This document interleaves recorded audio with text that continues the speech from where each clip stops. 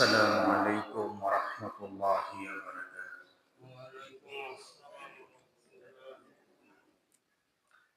إن الحمد لله نحمده ونستعينه ونستغفره ونعوذ بالله من شرور أنفسنا ومن سيئات أعمالنا. من يهده الله فلا مضل له ومن يضلله فلا هادي له. ونشهد أن لا إله إلا الله وحده لا شريك له. ونشهد أن سيدنا وحبيبنا ومولانا محمدا عبده ورسوله الذي أرسله بالحق بشيرا ونذيرا وداعيا إلى الله بإذنه وسراجا منيرا. فقد قال الله تعالى في كلامه المجيد وفرقان الحميد: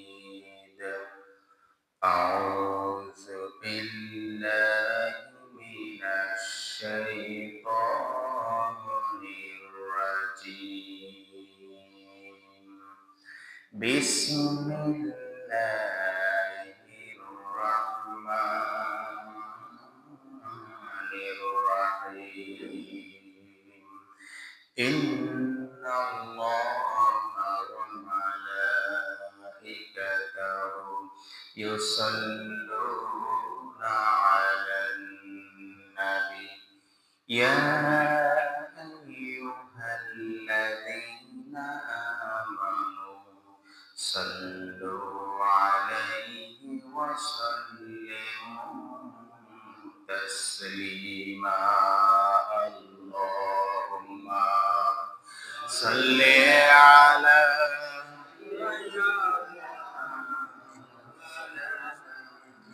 وعلى آل سيدنا مولانا محمد رسول والقلب بشر رسول مارالو আশা রসুল আমার প্রেম বিরহের মূল আলোচনা। রসুল আমার কাজে কর্মে অনুপ্রেরণা। আল্লাহুম্মা সাল্লি আলা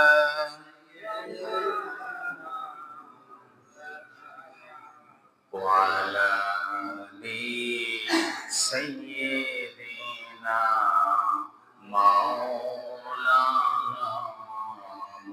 محمد بلغ العلا بكماله كشف الدجى بجماله حسنت جميع خصاله صلوا عليه कुछ कुछ मिले या ना मिले मोहम्मद मिले यानी कोई शय जिससे अल्लाह मिले बलगल उला बिकमालिही حسنت جميع خصاله صلوا عليه وعليه. اللهم صل على محمد وعلى آل محمد كما صليت على إبراهيم وعلى آل إبراهيم إنك حميد مجيد. اللهم بارك على محمد وعلى آل محمد محمد كما باركت على إبراهيم وعلى آل إبراهيم إنك حميد مجيد সকল ক্ষমতার উৎসকে সকল ক্ষমতার মালিককে কেউ যেটা পারে না সেটা পারে কে সকল প্রশংসার মালিককে যে আল্লাহ তাআলা আমাদেরকে আজকে এখানে সুস্থ শরীরে সালাতুল জুমা আদায় করার জন্য আমাদেরকে আসার এবং বসার তৌফিক দিয়েছেন। আমরা সে আল্লাহ তাআলার দরবারে কালেমাতুশ শুকর আদায় করছি। আমরা সকলে পড়ছি আলহামদুলিল্লাহ।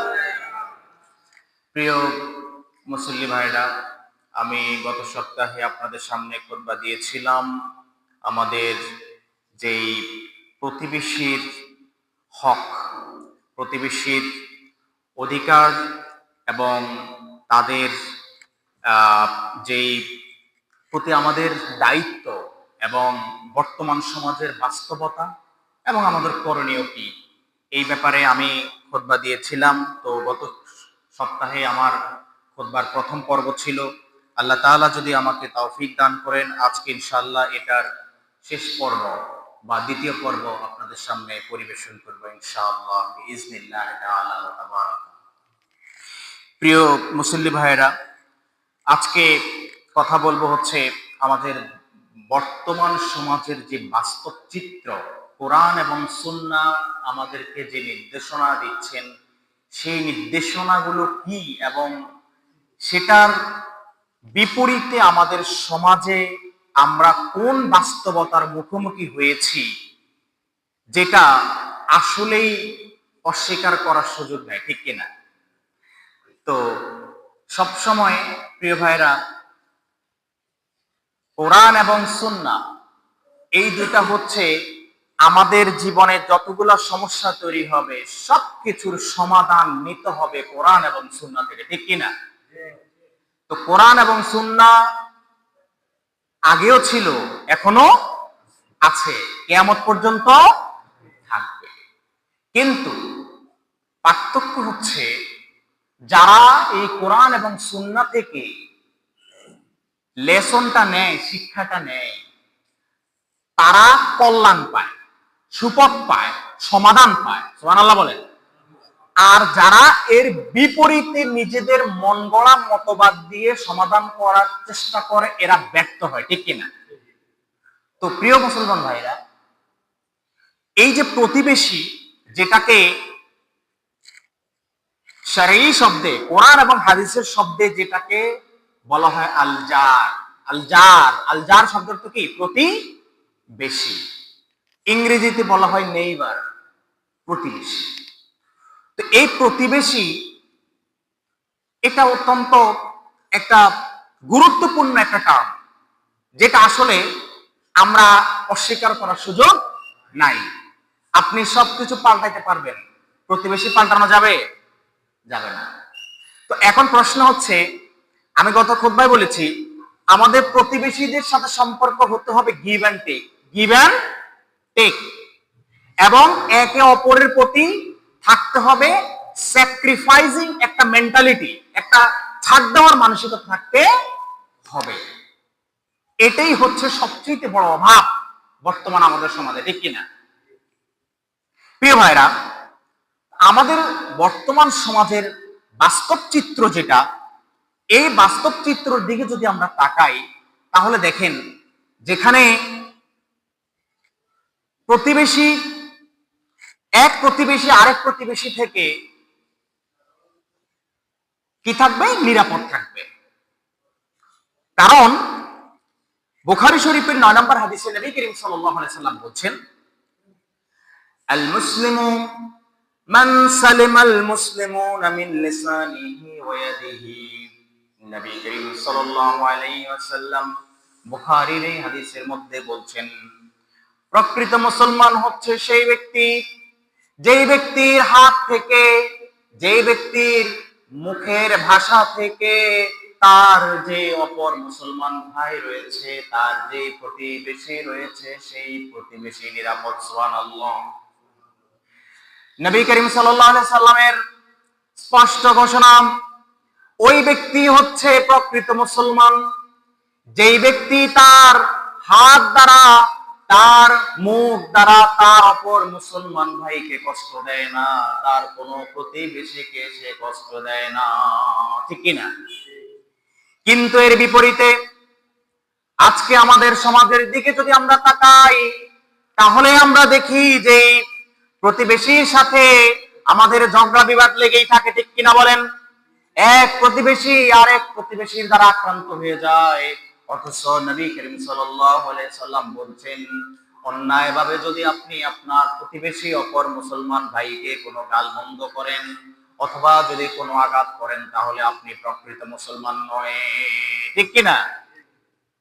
কিন্তু আজকে দেখেন প্রতিবেশীর সাথে প্রতিবেশীর ঝগড়া লেগেই থাকে, সম্পর্ক এত তিক্ত পর্যায়ে চলে যায়, পাশের ঘরের প্রতিবেশীর ঘরে মনে করেন একটা মেয়ে বিয়ের উপযুক্ত, এখন কোন একটা জায়গা থেকে একটা সম্বন্ধ করার জন্য একটা আত্মীয় স্বজন আসছে খোঁজখবর নেওয়ার জন্য, আসে কিনা? আসে কিনা? আসে।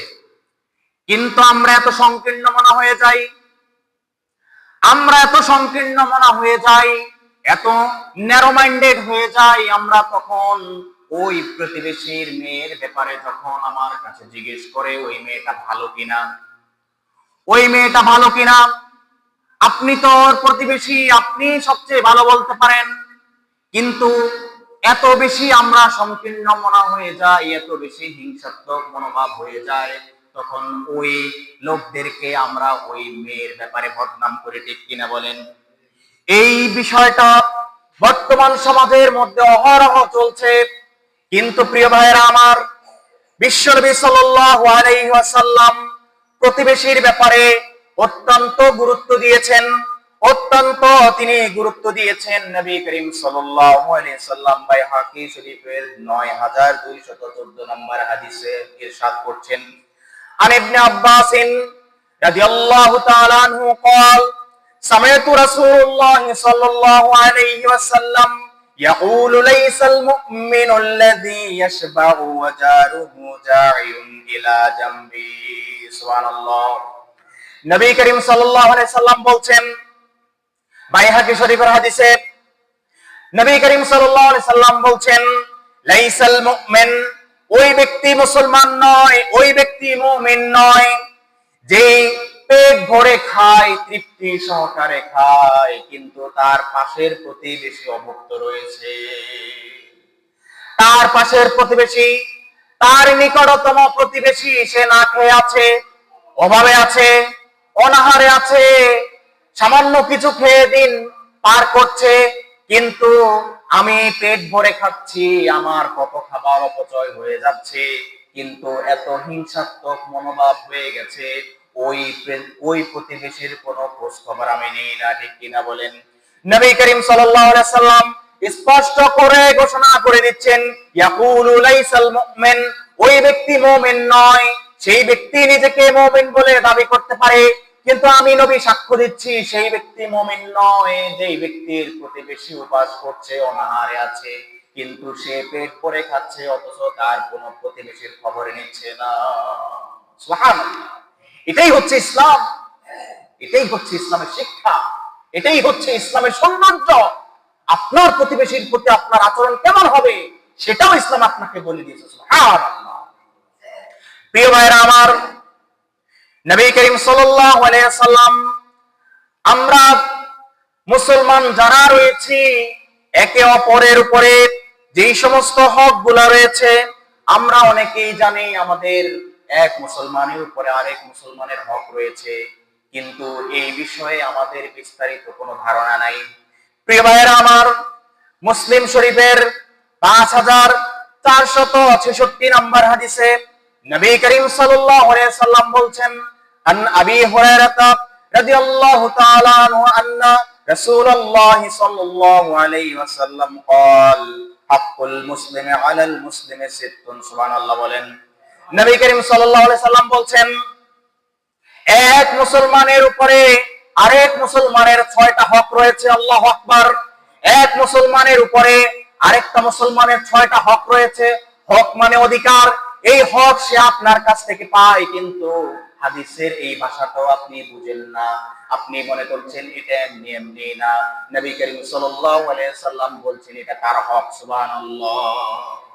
নবী করিম সাল্লাল্লাহু আলাইহি সাল্লাম বলছেন এক মুসলমানের উপরে আরেক মুসলমানের 6টা হক রয়েছে। সাহাবায়ে কেরামের কাছ থেকে প্রশ্ন করা হলো, ইলা মান হুন্না, হে আল্লাহর রাসূল সেগুলা কি? ইলা মান হুন্না ইয়া রাসূলুল্লাহ, হে আল্লাহর রাসূল সাল্লাল্লাহু আলাইহি ওয়াসাল্লাম সেই হকগুলা কি? আখবিরনা, আপনি আমাদেরকে অবহিত করেন। ক্বালা রাসূলুল্লাহ সাল্লাল্লাহু আলাইহি ওয়াসাল্লাম, নবী করিম সাল্লাল্লাহু আলাইহি ওয়াসাল্লাম তারপরে বললেন, ইযা লাকিতাহু ফাসাল্লিম আলাইহি, এক নাম্বার হক হচ্ছে যখন তোমার সাথে তোমার ওই মুসলমান ভাইয়ের যখন সাক্ষাৎ হবে, এক নাম্বার হচ্ছে তুমি তাকে সালাম দিবে। এক নাম্বার কি দিবে? সালাম দিবে। এক নাম্বার হক আরেক মুসলমান ভাইয়ের আর রয়েছে তোমার উপরে, সেটা কি? যখন তোমার সাথে তোমার আরেক মুসলমান ভাইয়ের দেখা হবে, এক নাম্বার হচ্ছে তুমি তাকে সালাম দিবে। সুবহানাল্লাহ বলেন। 2 নাম্বার হচ্ছে আমার নবী বলতেছেন, ওয়াইদা দাআকা ফাআজিবহু, যখন সে তোমাকে কোনো দাওয়াত করবে, সামাজিক হোক পারিবারিক হোক, যেই কোনো ভালো কাজে যখন কোনো দাওয়াত করবে, সাথে সাথে তার দাওয়াতে সাড়া দিতে হবে। সুবহানাল্লাহ। সামাজিকভাবে, পারিবারিকভাবে, ব্যক্তিগতভাবে যদি কোনো হালাল পন্থায় হালাল কোনো বিষয়ে যদি আপনাকে দাওয়াত দেয়, তাহলে আপনার উপরে তার হক রয়েছে, আর তার ওই দাওয়াতে আপনাকে সাড়া দিতে হবে। এটা হচ্ছে কত নাম্বার? 2 নাম্বার। ভালো করে বুঝে নেন, এক মুসলমানের উপরে আরেক মুসলমানের কয়টা হক? 6টা হক। 3 নম্বরে আমার নবী বলতেছেন, ওয়াইদা ইস্তানসাহাকা ফানসিহ লাহু, যখন সে তোমার কাছ থেকে ভালো কোনো পরামর্শ চায়, তখন তুমি তাকে ভালো পরামর্শ দিবে। খবরদার কোনো অসৎ পরামর্শ দিয়ে তাকে বঞ্চিত করবে না, তাকে বিপদগামী করবে না, এটা আমি নিষিদ্ধ ঘোষণা করেছি। সুবহানাল্লাহ। যখন সে তোমার কাছে কোনো ভালো পরামর্শ চাইবে, তখন তাকে ভালো পরামর্শ দিবে, কারণ এই ভালো পরামর্শ তোমার উপরে চাওয়ার জন্য তার অধিকার আমি নবী দিয়েছি। আল্লাহু আকবার। এটা তার অধিকার। সে যদি কোনো ভালো পরামর্শ চায়, সে চাইতেই পারে, কারণ তোমার উপরে তার হক রয়েছে, তুমি তাকে ভালো পরামর্শ দিয়ে সাহায্য করবে। সুবহানাল্লাহ। ইসলাম কি সৌন্দর্য! আল্লাহু আকবার। কত সুন্দর! আপনার উপরে আপনার উপরে যেমন তার হক আছে, তার উপরে আপনার হক আছে। আল্লাহু আকবার। ইসলাম কখনো এক পেশে কাজ করে না, একমুখী কাজ করে না। আমি আগে বলেছি, গিভ এন্ড টেক, দেওয়া এবং নেওয়া, শুধু দিলাম শুধু নিলাম দিলাম না, এটা হবে না। ইসলাম এটা পছন্দ করে না। ইসলামের সৌন্দর্য হচ্ছে give and take, sacrificing mentality, ছাড় দেওয়ার মানসিকতা, সহানুভূতি, এটাই হচ্ছে ইসলামের শিক্ষা। আমার ভাইয়েরা, এরপরে 4 নম্বরে আমার নবী বলছেন, অপর মুসলমান ভাইয়ের আমার উপরে যে হকটা রয়েছে 4 নম্বরে হচ্ছে, ওয়াইযা আতাসা ফাহামিদাল্লাহ ওয়াসাম্মিতুহু। এরপর আমার নবী বলছেন, যখন তোমার অপর মুসলমান ভাই যখন হাসি দিবে, ওই হাসি দেওয়ার পরে সে যখন আল্লাহর প্রশংসা করবে, আলহামদুলিল্লাহ বলবে, সাথে সাথে তুমি তার হাসির জবাব ইয়ারহামুকাল্লাহ বলবে। কেউ যখন হাসি দিবে, হাসি দেওয়ার সাথে সাথে আলহামদুলিল্লাহ শব্দটা যখন কানে আসবে, তখন সাথে সাথে ইয়ারহামুকাল্লাহ বলে তার জন্য দোয়া করা তোমার জন্য জরুরি হয়ে যায়। 4 নাম্বার হক। এটা কত নাম্বার হক? 4 নাম্বার হক। এই 6টা হক যদি আমরা একটু মাথায় রাখতে পারি, দেখবেন আমাদের প্রতিবেশীদের সাথে উভয়ের সম্পর্ক অনেক সুন্দর সম্পর্ক হয়ে যাবে ইনশাআল্লাহ। আমার ভাইরা, 5 নাম্বার, এক মুসলমানের উপর আরেক মুসলমানের হক 5 নাম্বারে যেটা রয়েছে, বিশ্বনবী বলতেছেন, ওয়াইদা মারদা ফাউদুহু যখন তোমার ওই মুসলমান ভাই যখন অসুস্থ হয়ে যাবে, সে যখন অসুস্থ হয়ে রোগাক্রান্ত হয়ে যাবে, তখন তুমি তার সেবা করবে। তুমি তার কি করবে? সেবা করবে। তুমি তার সেবা করবে, তার খোঁজ খবর নিবে, সম্ভব হলে তাকে সাহায্য সহযোগিতা করবে। দেখেছেন, ইসলাম, এরই নাম ইসলাম। এই ছয়টা হক, এই ছয়টা হক যদি আমরা একটু মনে রাখতে পারি, তাহলে দেখবেন আমাদের মধ্যে আর কোনো ভেদাভেদ থাকবে না। প্রিয় ভাইরা আমার, সর্বশেষ 6 নাম্বার যে হকটা রয়েছে এক মুসলমানের উপরে আরেক মুসলমানের যে 6 নাম্বার হকটা রয়েছে, আমার নবী বলতেছেন, ওয়াইযা মাতা ফাত্তাবিউহু, যখন তোমার কোন মুসলমান ভাই মৃত্যুবরণ করে, তখন তোমার জন্য জরুরি হয়ে যায় এই হকটা তোমার উপর তার রয়েছে। সেটা হচ্ছে কি? সেটা হচ্ছে সে যখন মৃত্যুবরণ করবে, তখন তুমি তার জানাজার মধ্যে শামিল হয়ে যাবে। তুমি তার জানাজার নামাজে যাবে, তার জানাজার সাথে কবর পর্যন্ত যাবে। কারণ এই হক আমি নবী তোমার উপরে তার জন্য দিয়েছি। সুবহানাল্লাহ। এই 6টা হক যদি তোমরা পালন করতে পারো, তোমরা একে অপরের প্রতি যদি বজায় রাখতে পারো, তাহলে তোমাদের সমাজের মধ্যে সম্পূর্ণ শান্তি বিরাজ করবে। সুবহানাল্লাহ। তাহলে আমরা আবার বলছি, 1 নাম্বার হক হচ্ছে এক মুসলমানের উপরে আরেক মুসলমানের হক। 1 নাম্বার হচ্ছে দেখা হলে সালাম দিতে হবে। দেখা হলে কি দিতে হবে? সালাম দিতে হবে। 2 নাম্বার হক হচ্ছে যখন আপনাকে কোনো কিছুতে দাওয়াত করে, তাহলে আপনি সাথে সাথে দাওয়াতের মধ্যে সাড়া দিতে হবে। 2 নাম্বার। 3 নাম্বার হচ্ছে যখন যখন সে আপনার কাছ থেকে ভালো কোনো পরামর্শ চাইবে, তখন আপনি তাকে ভালো পরামর্শ দিতে হবে। 4 নাম্বার হচ্ছে যখন আপনার কোন মুসলমান ভাই হাসি দিবে, তার হাসির জবাবে আপনাকে ইয়ারহামুকাল্লাহ বলতে হবে। এরপরে সর্বশেষ যেটা রয়েছে 6 নাম্বার হক, 5ম নাম্বার হক হচ্ছে যখন সে রোগাক্রান্ত হবে, তখন তার সেবা করবে, তার খোঁজ খবর নেবে, সম্ভব হলে টাকা পয়সা দিয়ে সাহায্য করবে। এবং সর্বশেষ 6 নাম্বার হচ্ছে মৃত্যুবরণ করলে তার জানাজার নামাজে শামিল হবে। ঘোষণাকার বিশ্ব নবীর, ঘোষণাকার বিশ্ব নবীর, আমাদের আদর্শ যিনি, আমাদের ওসওয়াতুন হাসানা যিনি, আমাদের সর্বোত্তম আদর্শ যিনি, তিনি আমাদেরকে বলে দিচ্ছেন এই 6টা হক তোমরা এক মুসলমান আরেক মুসলমানের প্রতি বজায় রাখো। তাহলে আমাদের এই 6টা হক যদি আমরা বজায় রাখতে পারি, তাহলে এক প্রতিবেশীর সাথে আরেক প্রতিবেশীর দ্বন্দ্ব হওয়ার কোনো সম্ভাবনা নাই। কিন্তু আজকে এই হাদিসের সরাসরি 180 ডিগ্রি বিপরীত অবস্থান নেওয়ার কারণে আজকে সমাজে এক প্রতিবেশীর সাথে আরেক প্রতিবেশীর দাঁড় কুমড়া সম্পর্ক, ঠিক কিনা? প্রিয় ভাইরা আমার, এরপরে রয়েছে জমি নিয়ে বিবাদ হয়।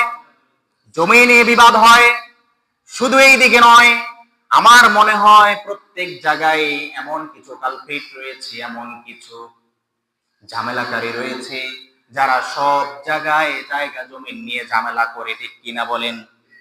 এই জায়গা জমিনের বিষয়টা অত্যন্ত সেনসিটিভ। এই প্রতিবেশী এক প্রতিবেশী আরেক প্রতিবেশীর কাছ থেকে যখন এই ধরনের আচরণ পায়, তখন দুর্বল যে প্রতিবেশী রয়েছে তার বেঁচে থাকা অত্যন্ত কষ্টকর হয়ে যায়, ঠিক কিনা বলেন? যার দাপট রয়েছে, যার ক্ষমতা রয়েছে, যার লাঠিয়াল বাহিনী রয়েছে, যার বৈধ অবৈধ অনেক টাকা রয়েছে, সে প্রভাব বিস্তার করে তার প্রতিবেশীকে এমন কোণঠাসা করে ফেলে, তখন সে দুনিয়াতে থাকা তার কাছে মনে হচ্ছে সে জেলখানার মধ্যে আছে, ঠিক কিনা? এরকম মানসিকতার লোক আছে। প্রিয় ভাইরা আমার, এরপরে দেখা যাচ্ছে বর্তমান সমাজের চিত্র, আপনার প্রতিবেশী দেখা যাচ্ছে নামাজ পড়ছে, ধর্মকর্ম করছে, কিন্তু আপনি আপনার ঘরের মধ্যে সাউন্ড বক্সের মধ্যে ডিজে গান লাগিয়ে দিয়ে এমন বাজে অবস্থা সৃষ্টি করেছেন, সে স্বাভাবিক জীবন যাপন করাটাও তার জন্য কষ্ট হয়ে যায়, ঠিক কিনা? চলে, এগুলো চলে, প্রায় প্রত্যেক বাড়িতে চলে। ডিজে লাগিয়ে দিয়ে, বক্স লাগিয়ে দিয়ে, তার তারপরে বক্সের তালে তালে তারাও নাচে, কিন্তু তার প্রতিবেশী সে কি পরিমাণ কষ্ট পাচ্ছে এটাতে তার এই ব্যাপারে কোনো খবর নাই। এই কাজটা করা যাবে না। এরপরে প্রিয় ভাইরা আমার, আমি আগেই বলেছি সম্পর্ক এমন তিক্ত হয়ে যায় একজন আরেকজনের দিকেও তাকাতে চায় না, খোঁজ খবর নেওয়া তো দূরের কথা, ঠিক কিনা বলেন? এরকম মানসিকতা তৈরি করা যাবে না। আপনার প্রতিবেশী আপনার কাছে আমানত, আপনি তার কাছ থেকে যেমন আচরণ আশা করেন আপনিও তার সাথেও ঠিক একই আচরণ করবেন, কারণ এই সম্পর্কটা হচ্ছে গিভ এন্ড টেক এর সম্পর্ক, ঠিক কিনা? শুধু একমুখী আপনি তার সব ভালো আচরণ আশা করবেন আর আপনি সব খারাপ ডেলিভারি দিবেন, এটা হবে না। ইসলাম বৈষম্যকে পছন্দ করে না, ইসলামে কোনো বৈষম্য নাই। There is no discrimination in Islam. ইসলামের মধ্যে কোনো বৈষম্য নাই। Discrimination-less, discrimination-free. This is the complete code of life for human being. প্রত্যেকটা মানুষের জন্য এটা পরিপূর্ণ একটা জীবন বিধান। সুবহানাল্লাহ। প্রিয় ভাইরা আমার, এখন দেখার বিষয় হচ্ছে বর্তমান সমাজের বাস্তবতা তো আমি আপনাদের সামনে বললাম, কিন্তু আমাদের করণীয় কি? এখন এই বিষয়টা আমাদেরকে লক্ষ্য করতে হবে, ভালো করে খেয়াল করতে হবে। একটু আগে আমি যে হাদিসটা বর্ণনা করেছি, ওই যে এক মুসলমানের উপরে আরেক মুসলমানের 6টা হক রয়েছে, এটা যদি আপনি না মানেন আপনি গুনাহগার হবেন।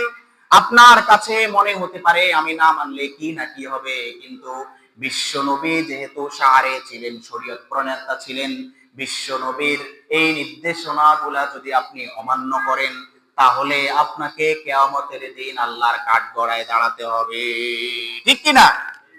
প্রিয় ভাইরা আমার, এই জন্য আমাদের করণীয় ঠিক করতে হবে। আমাদের এই অসুস্থ সমাজ ব্যবস্থাকে সুস্থ করে এক প্রতিবেশী আরেক প্রতিবেশীর সাথে যাতে সুন্দর আচরণ করতে পারে, সুন্দরভাবে চলতে পারে, সুন্দরভাবে জীবনযাপন করতে হবে, এই জন্য আমাদেরকে করণীয় নির্ধারণ করতে হবে।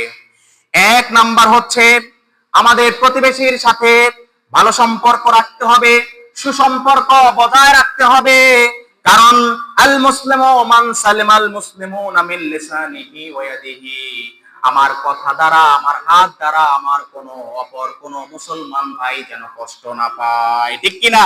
হাদিস। তাহলে 1 নাম্বার হচ্ছে আমাদেরকে সম্পর্ক জোরদার করতে হবে, ভালো সম্পর্ক বজায় রাখতে হবে।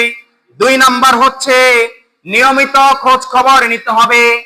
এই নিয়মিত খোঁজ খবরের সাথে সম্ভব হলে ছোটখাটো কোনো হাদিয়া যদি সম্ভব হয় তাহলে ওই ছোটখাটো হাদিয়া সমূহ আমাদের প্রতিবেশীদেরকে দিতে হবে, ঠিক কিনা বলেন? বিশ্বনবী সাল্লাল্লাহু আলাইহি সাল্লাম মুসলিম শরীফের 4758 নম্বর হাদিসে তিনি বলছেন, আন আবি যার রাদিয়াল্লাহু তাআলা আনহু قال قال رسول الله صلى الله عليه وسلم يا أبا ذر إذا طبخت مرقة فأكثر ماءها وتعاهد جيرانك।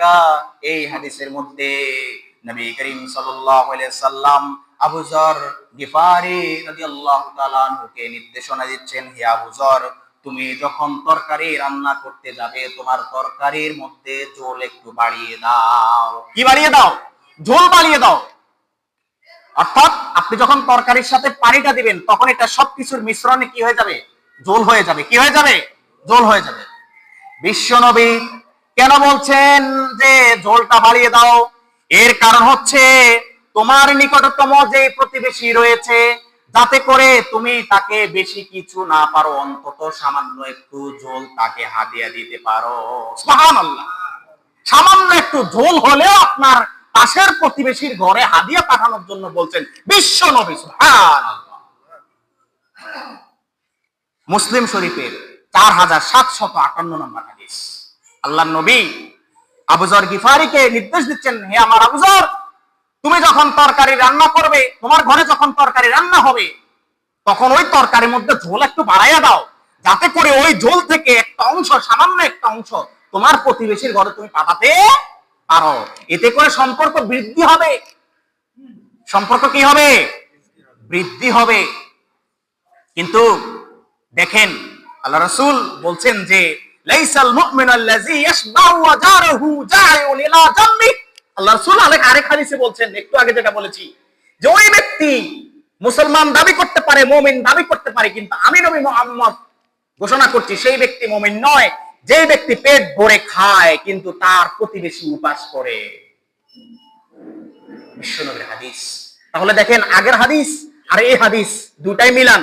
বিশ্বনবী বলছেন তুমি পেট ভরে খাবে, তোমার প্রতিবেশী উপাস করবে, তুমি প্রকৃত মুসলমান নয়। কিন্তু কি করবে তুমি? বেশি সম্ভব না হলে তোমার তরকারির মধ্যে একটু ঝোল বাড়িয়ে দাও, ওই ঝোলের একটা অংশ তুমি তোমার প্রতিবেশীর ঘরে পাঠিয়ে দাও। এটাই হচ্ছে ইসলামের শিক্ষা, এটাই হচ্ছে ইসলামের সৌন্দর্য। এক প্রতিবেশীর সাথে আরেক প্রতিবেশীর সম্পর্ক হতে হবে এরকম। প্রিয় ভাইয়েরা আমার, নবী করিম সাল্লাল্লাহু আলাইহি সাল্লামকে আম্মা জান হযরত আয়েশা রাদিয়াল্লাহু তাআলা আনহা একবার জিজ্ঞেস করেছিলেন, হে আল্লাহর রাসূল সাল্লাল্লাহু আলাইহি সাল্লাম, আমি আমার কোন প্রতিবেশীকে সাহায্য করব? আমার দুইজন প্রতিবেশী রয়েছে। বিশ্বনবী সাল্লাল্লাহু আলাইহি সাল্লাম বলছেন, আন আয়েশা রাদিয়াল্লাহু তাআলা আনহা কুলতু ইয়া রাসূলুল্লাহ ইন্না লি জারাইন, আমার দুইজন প্রতিবেশী রয়েছে। ফাইলা আইয়ুহুমা উহদিয়া ক্বালা ইলা আকরাবিহা মিনকা বাবান, আমার দুইজন প্রতিবেশী রয়েছে, আমি কাকে অগ্রাধিকার দেব, আমি কাকে হাদিয়া দেব, আমি কার ঘরে হাদিয়া পাঠাবো? বিশ্বনবী বলছেন, হে আয়েশা, তোমার দরজা থেকে, তোমার ঘর থেকে যেই প্রতিবেশীর ঘর সবচাইতে নিকটবর্তী, যে তোমার ঘরের দরজা থেকে যে প্রতিবেশীর দরজা সবচাইতে নিকটবর্তী, তুমি তাকে আগে অগ্রাধিকার দাও। সুবহানাল্লাহ। কিন্তু আমাদের সমাজে চিত্র হচ্ছে পাশের ঘরের সাথেই সবচাইতে বেশি দ্বন্দ্ব, ঠিক কিনা? কেন দ্বন্দ্ব? কারণ হচ্ছে ওই যে ছাড় দেওয়ার মানসিকতা নাই। এত ন্যারো মাইন্ডেড আমরা হয়ে গেছি, আমরা মনে করছি সে আমার জায়গায় একটা পাড়া দিলে ওই জায়গাটাও মনে হয় তার জন্য অনেক বড় দোষর হয়ে গেছে। কিভাবে যে সেখানে একদম পুরা কাটা কুটা দিয়ে তার এটাকে রোধ করে দিবে সেই চেষ্টায়। তবে হ্যাঁ, আমি আগে বলেছি যে এখানে আপনি যেটা আশা করেন আপনাকেও সেটা করতে হবে। সবচেয়ে বড় পয়েন্ট হচ্ছে এটা, আমরা আশা করি উত্তমটা, কিন্তু নিজ থেকে দিই হচ্ছে সবচাইতে নিকৃষ্টটা, ঠিক কিনা? অন্যের কাছ থেকে এত সুন্দর আচরণ আশা করি, কিন্তু নিজের আচরণের যে বেহাল দশা এটার কোনো খোঁজ খবরই নাই। আপনি আপনার আচরণ সুন্দর করেন, আপনার পাশের প্রতিবেশী আচরণ সুন্দর করুক, ব্যাস দুইজনের মধ্যে আর আচরণগত সমস্যা থাকলো না। কিন্তু বিষয়টা হচ্ছে আমরা সম্পূর্ণ উল্টো অবস্থানে আছি, এটাই হচ্ছে সবচাইতে বড় সমস্যা। এই সমস্যাটা যদি আমরা রোধ করতে পারি তাহলে প্রিয় হাজরিন, আমরা আল্লাহ তাআলার ইচ্ছায়, আল্লাহ তাআলার রহমতে আমাদের সমাজের মধ্যে সুন্দর একটা প্রতিবেশী সুলভ আচরণ করে একটা সুন্দর সমাজ ব্যবস্থা আমরা তৈরি করতে পারবো, ঠিক কিনা?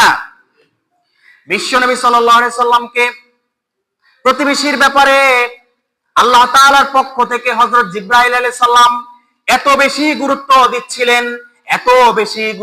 দিচ্ছিলেন, হাদিসটা হচ্ছে বুখারীর 5556 নম্বর হাদিস।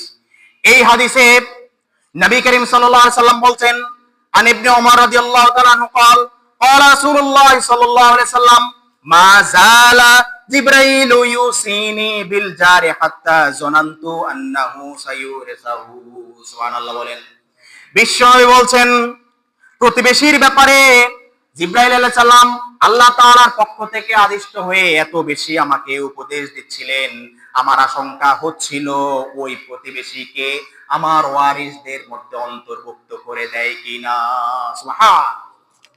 এত বেশি গুরুত্ব দিচ্ছেন। আল্লাহ তাআলা জিবরাইলকে পাঠিয়েছেন, আমার নবীর কাছে যাও, ও আমার নবীর কাছে এই উপদেশগুলো পৌঁছে দাও আমি আল্লাহর পক্ষ থেকে, যাতে প্রতিবেশীর সাথে সুন্দর একটা অবস্থান বজায় থাকে। জিবরাইল আলাইহিস সালাম এত গুরুত্ব দিয়ে কথা বলছিলেন, নবী করিম সাল্লাল্লাহু আলাইহি সাল্লাম বলছেন যে আমার আশঙ্কা হচ্ছিল না জানি আমার নিকটতম প্রতিবেশীকে আমার ওয়ারিসে অন্তর্ভুক্ত করে দেয় কিনা। সুবহানাল্লাহ। ওয়ারিস কারা? ওয়ারিস হচ্ছে আপনার একদম পুরো ব্লাড কানেক্টেড, আপনার সম্পদের যার হক রয়েছে ফরজ, সেই হচ্ছে ওয়ারিস। তা আল্লাহ রাসূল বলছেন আমার আশঙ্কা হচ্ছিল এরকম ওয়ারিস বানিয়ে দেয় কিনা। কিন্তু ওয়ারিস বানায় ঠিক আছে, কিন্তু এত গুরুত্ব দিয়ে বলছে ওয়ারিসের কাছাকাছি। সুবহানাল্লাহ। তো প্রিয় ভাইরা, এজন্য আমাদেরকে অবশ্যই প্রতিবেশীদের সাথে সুসম্পর্ক বজায় রাখতে হবে। তাদেরকে আমি আপনাদের সামনে আজকে সমাপনী পর্বে এই প্রতিবেশীর যে বিষয়ে খুতবা দিলাম, সমাপনী পর্বে আজকে আপনাদেরকে আমি বেশিরভাগ হাদিসগুলো বলেছি। এই হাদিসগুলোর নিরিখে আপনার করণীয় ঠিক করতে হবে, আমাদের করণীয় ঠিক করতে হবে। আর আপনার মধ্যে খারাপ যে অভ্যাসগুলো রয়েছে এগুলা ছেড়ে দেন, দেখবেন আপনার প্রতিবেশীর সাথে অটোমেটিক সম্পর্ক ভালো হয়ে গেছে, ঠিক কিনা? সমস্যা হচ্ছে কি, ওই আমাদের অভ্যাস যেটা, খারাপ অভ্যাস যেটা, ঘুরে ফিরে সেই জিনিসটাই আবার ফিরে আসে। এজন্য খারাপ অভ্যাসগুলা বাদ দিয়ে দেন, বাদ দিয়ে একটা ছাড় দেওয়ার মানসিকতা রাখেন, প্রতিবেশীর সাথে সুসম্পর্ক বজায় রাখেন। কারণ আপনার সুবিধায় অসুবিধায় সর্বপ্রথম দৌড়ে আপনার নিকটতম প্রতিবেশী আসবে, ঠিক কিনা? কিন্তু আপনি যদি আবার সেই তার অবদানটাকে মনে না করেন, সেটাকে যদি আপনি অ্যাকনলেজমেন্ট না দেন, তাহলে সেই ক্ষেত্রে আপনি সবচেয়ে বড় একটা অকৃতজ্ঞ হয়ে যাবেন। কৃতজ্ঞতার স্বীকার না করে আপনি বরঞ্চ তার ক্ষতি করে দিয়েছেন। কৃতজ্ঞ অর্থাৎ উপকারের নামে, আমাদের গ্রামের ভাষায় একটা কথা আছে, উপকারের নামে কি দেয়? চোপাট দেয়, ঠিক কিনা? খবরদার, এগুলা করা যাবে না। প্রিয় ভাইরা আমার, ইসলামের লেসনটা খুব স্পষ্ট লেসন, খুবই সুন্দর লেসন, খুবই উত্তম লেসন। এই লেসন গুলা নিয়ে যদি আমাদের সমাজকে, সোসাইটিকে যদি আমরা সাজাতে পারি, তাহলে দেখবেন আমাদের সোসাইটিতে অনেক সুন্দর এবং সুন্দর একটা ইসলামিক সোসাইটিতে ইনশাল্লাহ পরিণত হবে। আল্লাহ তাআলা আমাদের সবাইকে সুন্দর আচরণের মাধ্যমে আমাদের করণীয়গুলা নিশ্চিত করে আমাদের সমাজের মধ্যে প্রতিবেশী সুলভ আচরণের মধ্য দিয়ে সুন্দর একটা সমাজ ব্যবস্থা বিনির্মাণের আল্লাহ তাআলা তৌফিক দান করুন। সবাই বলেন আল্লাহুম্মা আমিন। হাযা মা ইনদি ওয়াল ইলমু আলাইহি তাওয়াক্কালতু ওয়া ইলাইহি উনীব। আসসালামু আলাইকুম ওয়া রাহমাতুল্লাহি ওয়া বারাকাতুহু।